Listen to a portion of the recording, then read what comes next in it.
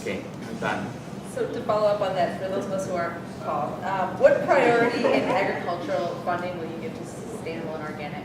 Well, I funded the university to try to promote that and taken the advice and request of Paul and his compatriots up at the Capitol. And, you know, I've roomed with 3 different farmers. 2 of them happen to be more organic than the one I'm currently living with, who, you know, so Basinski probably would consider to be leaning more towards the corporate farming than, you know, the sustainable and family farms. But I have listened with an open mind. I have lived that life. There's nobody in this race, I can tell you right now, that's lived a more simple, environmental, average life than me in this race. I don't make much money. I've been an organic farmer, so Basinski knows that, for 35 years. And I know that you gotta plant a seed to have a bountiful harvest, and I know that this society hasn't been doing that under Palente and under Ventura and under the rest of them. We gotta plant the seeds that are gonna take care of all of our people in this society. And that's what I'm gonna do as a governor, and that's what I'm gonna do for farming too, what I've already done. So our next question from Juventino.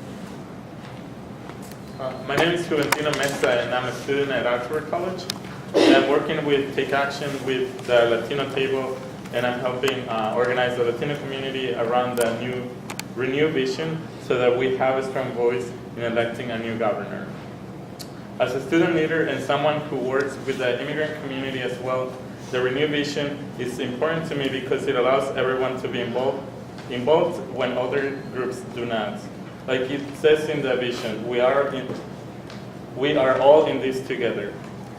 The reNEW Minnesota vision is very inclusive and demands a change in direction for our state. I know this vision for Minnesota will not be achieved overnight and could take years to accomplish. But we need to make real changes immediately if we are to get started down a new path. Then my question is, when and if you are elected governor, what will you do to make sure you keep your eye on the reNEW vision or shared vision and not be derailed to deal with the mess at hand? You are walking into a state where no easy solutions exist, so how do you prioritize and not park the reNEW bus? Well, it's nice to see you, by the way, again. Let me just say this. Again, I want to emphasize the fact that, you know, I think I've lived your vision and that my door is going to be open, and I'm not going to forget your vision. I want everybody to do better. And whether it's in, you know, for economic justice, whether it's for equality in education, for an affordable higher education, I'm going to make those my priorities, whether it's taking care of our vulnerable and needy, and especially our children. You know, I have never fallen for this, you know, the whole immigrant bashing that's going on, because I'm just a couple generations away from being an immigrant. I got 4 grandparents that came to the Iron Range and didn't get treated very well at all. And that's why the emphasis was so high on education, particularly higher education.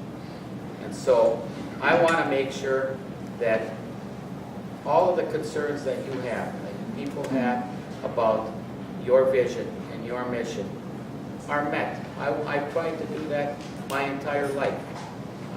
We need to make sure that we educate our new immigrants, as an example, because you're the new wave of people.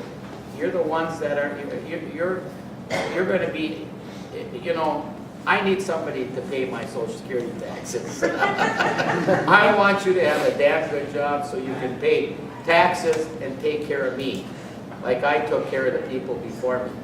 It's very important that we do that. I understand how important it is to educate our immigrant community, because we got baby boomers, mostly, you know, in this state, white European extract, who are retiring, who have a lot of knowledge that we can't afford to lose. We have to train the new immigrants in this society to go out there and be able to fill those jobs, whether it's a work with your hands job like a mason or a bricklayer, to being a brain surgeon.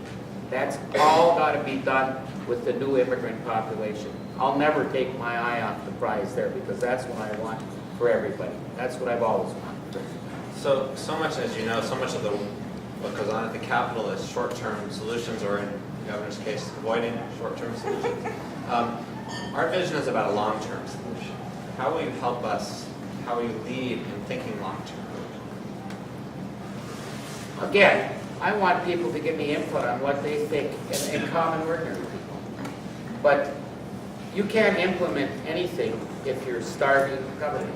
You know, we had a bridge collapse that nobody wanted to talk about that was because of a governor who wouldn't spend money.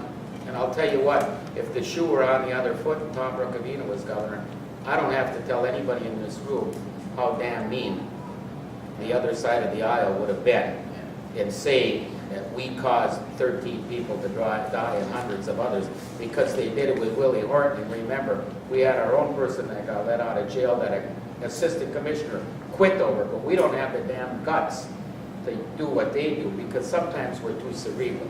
Well, I'm not the brightest bulb in the room here, but I'll tell you what, I'm smart enough to know how to fight and talk about our principles and talk about what we stand for and make the majority of the people in this state believe in what I'm saying. I can do that. I've done it for years and I'll continue.